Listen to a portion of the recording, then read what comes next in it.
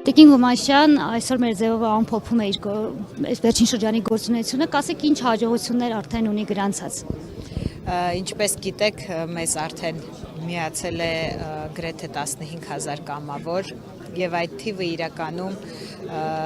ավելի մեծ է, քանի որ միանում են շատ մարզերից։ Մենք ամեն շաբաթվա մեջ մի քանի անգամ ունենում ենք նաև մարզական այցեր, որտեղ տեսնում ենք մեր մարզերում բնակվող ժողովրդի ակտիվությունը։ Իհարկե կարևոր է ընդգծել նաև երիտասարդների ներգրավվածությունը մեր շարժման մեջ։ Մենք ունենք բազմաթիվ ծրագրեր, որոնք որ իր մեջ ներառում են տաղանդավոր երիտասարդների աջակցություն, կարևոր ենք համարում, որպեսզի տաղանդների կողքին մարդիկ լինեն իրենց ուղու ամենասկզբից, եւ հենց դա էր պատճառը, որ Սամվել Կարապետյանի կողմից ընդգծվեց այդ ուղղությունը, աջակցություն տաղանդավոր երիտասարդներին, եւ ուզում եմ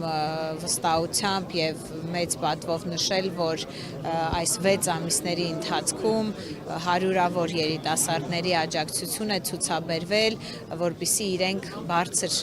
ներկայացնեն Հայաստանի Հանրապետության անունը տարբեր միջազգային հարթակներին։ Սա նոր ուղղություն չէ մեզ համար, պարոն Կարապետյանը 30 տարից ավել է միշտ բարձր ուշադրության ներքո է պահում երիտասարդներին Հայաստանի Հանրապետության, կլինեն ուսանողներ, դպրոցականներ, իր բարեգործական ծրագրերի շրջանակներում, եւ մենք շարունակելու ենք իր գործը, շարունակելու ենք մեր ձևով եւ աջակից ենք լինելու յուրաքանչյուր Հայաստանում բնակվող տաղանդավոր հային, որպեսզի իրենք չլքեն հայրենիքը, այլ իրենց պոտենցիալը օգտագործեն ներքրի ներսում։ Շատ լավ, Տիկին Գումաշյան, նաև ասացիք, որ մարզային այցերին դուք եւս ներկա եք միշտ լինում, հատկապես ինչ խնդիրներ կա, որոնք բարձրաձայնում են ու լուծման տեսլականը ինչպիսին է մեր ձևով շարժման։ Իհարկե առաջնահերթ խնդիրը, որ գործազրկությունը մեր երկրում շատ բարձր նշաձող ունի, ընդ որում համ երիտասարդների, համ թոշակառուների, համ միջին տարիքի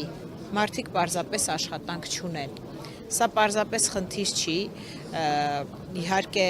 մենք մեր շարժման շրջանակներում իրականացրել ենք եւ պրոցեսի մեջ են որոշ քայլեր, որոնք նպաստելու են նոր աշխատատեղերի ստեղծմանը։ Եթե խոսում ենք գյուղական մեր այցերի մասին, իհարկե մեր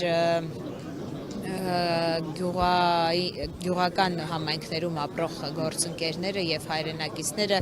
նշում են որպես համար մեկ խնդիր նաև մթերման հարցը, քանի որ